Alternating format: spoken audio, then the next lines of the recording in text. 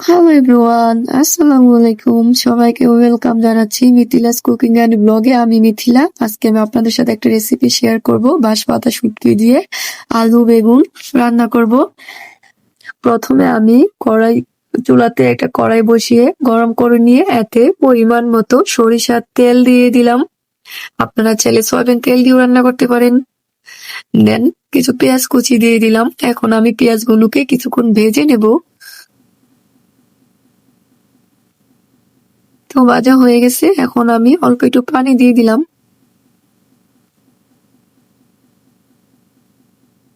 এক চামচ লবণ দিয়ে দিলাম, 1 চামচ হলুদের গুঁড়া দিয়ে দিলাম, 1.5 চামচ মরিচের গুঁড়া দিয়ে দিলাম। শুটকি বোনা একটু জাল জাল হলে খেতে ভালো লাগে, আপনারা চাইলে কম বেশিও দিতে পারেন।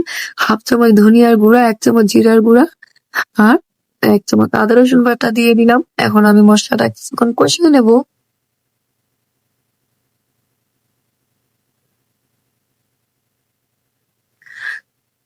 মশলাটা কষানো হয়ে গেছে, এখন আমি বাঁশপাতা শুটকিগুলো দিয়ে দিলাম। শুটকিগুলোকে আমি আগে থেকে টেলে ধুয়ে পরিষ্কার করে নিয়েছি। এখন আমি শুটকিগুলো কিছুক্ষণ কষিয়ে নেব আর দিয়ে দিব আলু। আলু আর শুটকি একসাথে কষিয়ে নেব। আলুগুলোকে এভাবে আমি লম্বা ফালি করে কেটে নিয়েছি। এখন 2-3 মিনিটের জন্য ঢেকে দেব।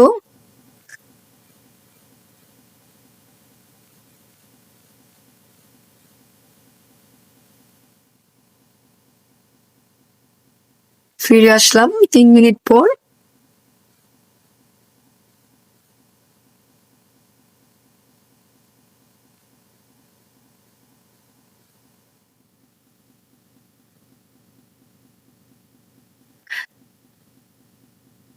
এখন দিয়ে দিব রসুন কুচি আর পেঁয়াজ কুচি, এতে করে সুন্দর একটা ফ্লেভার আসবে।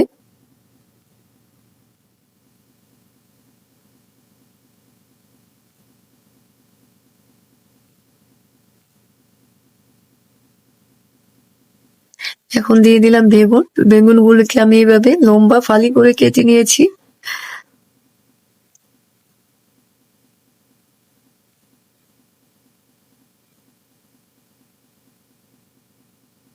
আবার 2 মিনিটের জন্য ঢেকে দিব।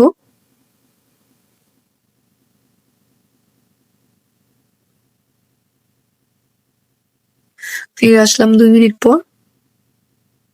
এখন ঢাকনাটা নামিয়ে নিলাম। আর ডাকতে হবে না, তাহলে বেগুনগুলো গলে যাবে। এখন আর একটু কষিয়ে নেব।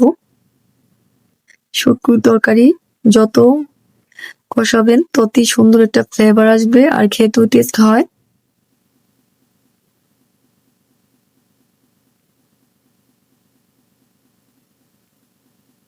এখন আমি অল্প পরিমাণে একটু ঝোল দিয়ে দিব, বেশি দিব না, তাহলে বেগুনগুলো ভেঙে যাবে।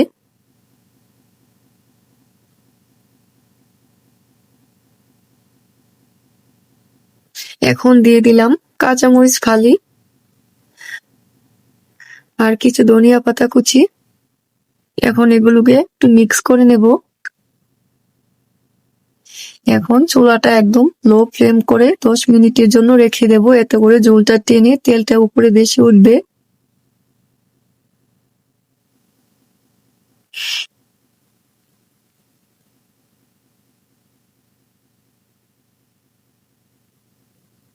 এই তো ফিরে আসলাম 10 মিনিট পর। আমার রান্না কমপ্লিট, আলহামদুলিল্লাহ। এখন আমি চুলা থেকে নামিয়ে নেব, গরম গরম পরিবেশন করে নেব।